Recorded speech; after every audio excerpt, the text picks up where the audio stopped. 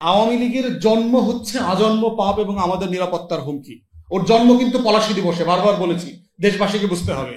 এবং এটা কাকতালীয় হইতে পারে, বাট দিন শেষে 1949 সালের 23শে জুন পলাশী দিবসে তার জন্ম। তো ওর জন্মটাই হচ্ছে আজন্ম পাপ, যে ওর জন্মটাই হচ্ছে একটা প্রতিবন্ধত্ব নিয়ে জন্মাইছে, যে ও শুধুমাত্র বাংলাদেশের স্বাধীনতা সার্বভৌমত্বের ক্ষতি করবে, এই ক্ষতি করার মধ্য দিয়ে সে বেঁচে থাকবে। এটাই তার ব্লাড ফ্লো, এটাই তার ব্লাড সার্কুলেশন তৈরি করে, এটাই তার পলিটিক্যাল ডায়ালিসিস। এটাই যে কিডনি নষ্ট হলে ডায়ালিসিস করতে হয় না, দূষিত রক্তকে শোধন করে আবার পরিশুদ্ধ করে।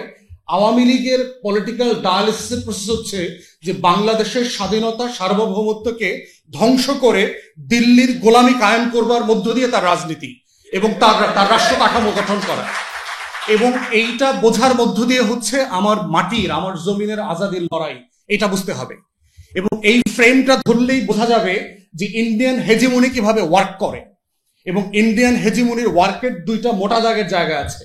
একটা জায়গা হচ্ছে তার পলিটিক্যাল হেজিমনি, দিল্লির পলিটিক্যাল হেজিমনির একটা জায়গা আছে। আর দ্বিতীয়ত হচ্ছে তার কালচারাল হেজিমনি, তার কলকাতা কেন্দ্রিক যে নাচ গান কবিতা সাহিত্য, রবীন্দ্রনাথ ঠাকুর, তার যে চর্চা কেন্দ্রগুলো আছে, তার বলিউড আছে, এই কালচারাল ফ্রেমের মধ্য দিয়ে সেই কালচারাল হেজিমনি যেটা কায়েম করে। এখন তার দিল্লির পলিটিক্যাল হেজিমনিটা কিভাবে ওয়ার্ক করে? যে কোনো রাষ্ট্রের অন্য রাষ্ট্রে ইন্টারফিয়ার করবার সবচেয়ে বড় স্ট্রংগেস্ট ফর্ম হচ্ছে ওই দেশের রাজনৈতিক দলগুলোর ভিতরে তার স্বার্থ চর্চা করবার সুযোগ করতে দেয়া। এবং বাংলাদেশের ইতিহাস সাক্ষী, বারংবার প্রমাণিত হয়েছে, পরম্পরায় আমরা দেখেছি বারবার যে কিভাবে আওয়ামী লীগের মধ্য দিয়ে দিল্লি তার পারপাস সার্ভ করেছে। এই জন্য দেখবেন যে 71 সালে যখন যুদ্ধ প্রস্তুতি চলছে, তখন আমাদের প্রবাসী সরকার কোথায় গঠিত হবে সেটা নিয়ে কিন্তু একটা তর্ক ছিল। মাওলানা ভাসানী চান নাই যে সেটা কলকাতায় গঠিত হোক। মাওলানা ভাসানী বারবার বলেছেন বাংলাদেশের সবচেয়ে বড় প্রবাসী কমিউনিটি হচ্ছে লন্ডনে, আমাদের স্বাধীনতার সরকার, প্রবাসী সরকার লন্ডনে হওয়াটা আমাদের জন্য নিরাপদ। এবং একইভাবে আমরা ওখান থেকে ফান্ড রেজ করতে পারবো এবং ইন্টারন্যাশনাল যে সাপোর্ট দরকার সেটা আমরা পাবো। আমাদের যারা সেক্টর কমান্ডাররা ছিলেন, যারা মিলিটারি অফিসার ছিলেন, তারা সবাই বলেছেন যে আমরা চিটাগং হিল ট্র্যাক্সে আমাদের প্রবাসী সরকার তৈরি করব। গহীন জঙ্গল আছে, আমাদের আর্মস যেটা দরকার হবে আমরা বিভিন্ন জায়গা থেকে আর্মস ক্যারি করতে পারবো এবং এই সুযোগটা কাজে লাগায় আমাদের সভারেন্টির যে ফাইট সেটা করা যাবে। কিন্তু দেখেন আমাদের প্রবাসী সরকারটা গঠিত হয়েছে কলকাতায়, এবং সেখানে মাওলানা ভাসানী গেছেন, তাকে কিন্তু ভারত সরকার হাউস অ্যারেস্ট করে রেখেছে, প্রচন্ড রকম সার্ভেলেন্সের মধ্যে রেখেছে। তাহলে আমার পুরো আজাদির লড়াইটাকে পর্যন্ত কিভাবে কম্প্রোমাইজ করতে হয়েছে।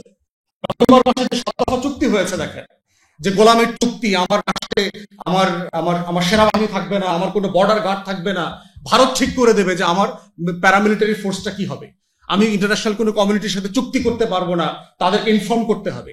আপাদ মস্তক আমার স্বাধীনতার লড়াইতে অংশগ্রহণ করবার যে সেই 7 দফা গোলামি চুক্তি, তাহলে সেই গোলামির ফ্রেম থেকে যখন এই ধরনের একটা সরকার গঠিত হয়েছে, তারা আসলে কি করেছে। এবং শেখ মুজিবের জীবনের সবচেয়ে বড় ট্র্যাজেডি এটাই যে একটা মুক্তির লড়াইতে যে মানুষটা 13 বছর 14 বছর জেল খেটেছেন, সেই মানুষটাই স্বাধীনতার নামে পরতে পরতে বাংলাদেশ আমলে স্বাধীনতা বিক্রি করে দিয়েছে ভারতের কাছে। এবং এটাই হচ্ছে তার জীবনের সবচেয়ে বড় ট্র্যাজেডি, যে মানুষটা বাংলাদেশের গর্বিত গান্ধী হতে পারতেন, জিন্না হতে পারতেন, তিনি বাংলাদেশের মীর জাফরের রোলে চলে গেছেন, দেশ বিক্রি করার লড়াই করেছেন। যে মানুষটাকে সামনে রেখে বাংলাদেশে মুক্তির লড়াই হয়েছে, সেই মানুষটাই মৈত্রী চুক্তি করে ভারতের কাছে বাংলাদেশের সভরেন্টি বিক্রি করে দিয়েছেন। তো সেই জায়গাতে বুঝতে হবে যে 75-এর আগস্টে কি হয়েছে, নভেম্বরে কি হয়েছে এবং 7ই নভেম্বরের সিগনিফিকেন্স কোথায়। 7ই নভেম্বর এবং আমাদের আগস্টের লড়াইয়ের কমন ফ্রেম হচ্ছে আমাদের শত্রু চেনার রাজনীতি। আজাদির লড়াইয়ের প্রধানতম শর্ত হচ্ছে ইতিহাসের মধ্য দিয়ে আমার শত্রু চিনতে হবে, এটাই হলো আমার সায়েন্স, এটাই বেঁচে থাকার শর্ত।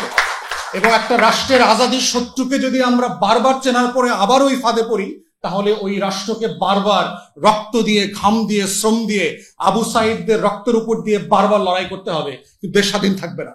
ঠিক একইভাবে দেখেন হায়দ্রাবাদে কি হয়েছে। আজকের ভারত কিন্তু 47-এর ভারত না, ভারত 47-এ এত বড় ছিল না।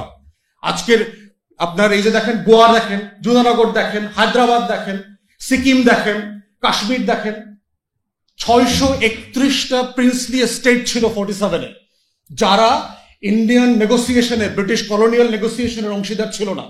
তাদেরকে সবাইকে অপশন দেওয়া হয়েছিল, তারা যে যেখানে যেতে চায় সেখানে যেতে পারবে, তারা স্বাধীন থাকবার কথা ছিল।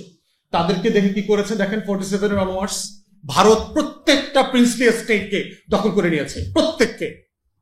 সর্বশেষ আপনার সিকিম নিয়েছে 75 সালে। কিভাবে নিয়েছে? সিকিম যে কংগ্রেস, ন্যাশনাল কংগ্রেস ছিল, সেই কংগ্রেসের লিডারশিপকে ইনফিল্ট্রেট করে নিয়েছে। সেই লেন্দুক দর্জি কাজে সে সফল হয়েছে, কারণ যেটা ভারতের বলয়ের মধ্যে ছিল। বাংলাদেশ অংশে 2 বার সে সাকসেসফুলি ফেল করেছে। 75-এ ফেল করেছে দেশ নিতে, দেশের করায়ত্ত নিতে, এবং 24-এ ফেল করেছে। এবং এটাই আমাদের আজাদির লড়াইয়ের সফলতা বারবার। এবং বাংলাদেশের এই মাটির বিজয়ের ইতিহাস শত শত বছরের ইতিহাস। 13th সেঞ্চুরিতেও এই উত্তর অঞ্চলে দিনাজপুরে যখন মুঘল এম্পায়ার আসছিল, আমাদের বাংলা শাসকরা তাকে যুদ্ধে পরাজিত করেছে এবং চুক্তি করে, সন্ধি চুক্তি করে দিল্লিতে ফেরত পাঠাইছে। অতএব আমাদের বোঝার যেমন জায়গা আছে যে আমার মুক্তির লড়াইয়ের শত্রু কারা, দিল্লিকেও বুঝতে হবে যে we are not for sale. আমরা বানের পানিতে ভাইসা আসি নাই। আমাদের লড়াইয়ের হাজার বছরের এক্সাম্পল আছে। আমাদের হাজার হাজার শহীদরা জীবিত আকারে এই মাটিতে চড়ে বেড়ায় শুধুমাত্র সার্বভৌমত্বের জন্য জীবন দেবে বলে। অতএব সেই জায়গাতে 75 এবং 24-এর অমিলের জায়গাটা হচ্ছে এইখানে, যে আজাদের শত্রু একইভাবে প্রমাণিত হয়েছে। শেখ মুজিব, শেখ পরিবার, আওয়ামী লীগ, দিল্লির গোলামরা পরাজিত হয়েছে। এবং প্রেসিডেন্ট জিয়াউর রহমানের মতো এরকম আরো যারা শহীদ হয়েছেন, সেই রকম আজাদির পক্ষের মানুষরা এসে তখন দায়িত্ব নিয়েছেন। ঠিক একইভাবে 24-এ আওয়ামী লীগ, শেখ পরিবার, শেখ হাসিনা, দিল্লি পরাজিত হয়েছে। ঠিক একইভাবে আবার এই বাংলাদেশ পন্থী আপামর হয়েছে। এটাই আমাদের আজাদির লড়াইয়ের সিমিলারিটি, কন্ট্রাস্টের জায়গাটা আর কি। এবং ফিউচারের জন্য এটা মাথায় রাখতে হবে আমাদেরকে এবং আমাদের শত্রুদেরকে, যে আগামী দিনগুলোতে আমার এই মুক্তির লড়াইতে কারা সবচেয়ে বড় বাধা হয়ে আসতে পারে, সেই ড্যামগুলোকে আইডেন্টিফাই করতে হবে এবং ভেঙে দেওয়ার জন্য প্রস্তুতি নিতে হবে। প্রশ্ন হচ্ছে, আমরা বিভিন্ন রাজনীতি করি, এখানে বিভিন্ন রাজনৈতিক দলে আছি, কিন্তু আজাদির প্রশ্নে, স্বাধীনতার প্রশ্নে, সার্বভৌমত্বের প্রশ্নে, আত্মমর্যাদার প্রশ্নে, জাতীয় স্বার্থের প্রশ্নে, আমার ফরেন পলিসি, আমার defence policy, there is no difference of opinion.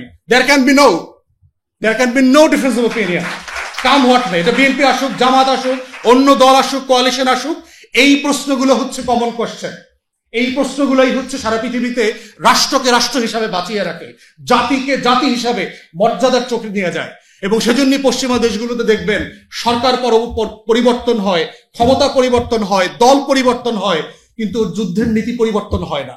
কোন দেশে গিয়ে কার কাছ থেকে তেল চুরি করবে, গ্যাস চুরি করবে, সেখানে দেখবেন পুরো কংগ্রেস, পুরো house of parliaments agree to the position. এবং এটাই হচ্ছে জাতিসত্তার আজাদির প্রশ্ন। অতএব 7ই নভেম্বর 75 আর 24 এই জায়গাটাতে হচ্ছে আমাদেরকে একটা কমন জায়গায় শিক্ষা দিয়েছে যে আগামী দিনের রাষ্ট্র বিনির্মাণে যে নতুন পলিটিক্যাল সেটেলমেন্ট দরকার, সেখানে এই কমন কোশ্চেনে আমরা কম্প্রোমাইজ কেউ করব না। এর বাইরে হলো পলিটিক্স। আমার হেলথ পলিসি কি হবে, এখানে ডিফারেন্স অফ ওপিনিয়ন থাকবে। আমার এডুকেশন পলিসি কি হবে, এখানে ডিফারেন্স অফ ওপিনিয়ন থাকবে। কে কোথায় নির্বাচন করবে না, এখানে ডিফারেন্স অফ ওপিনিয়ন থাকবে। জুলাই সনদ নিয়ে 100 ওপিনিয়ন থাকতে পারে, কোনো সমস্যা নাই। কিন্তু এই কমন মোটা দাগের প্রশ্নই হচ্ছে আগামী দিনের 7ই নভেম্বরের, আগস্ট বিপ্লবের, 24-এর এবং 75-এর মুক্তির লড়াইয়ের বার্তা।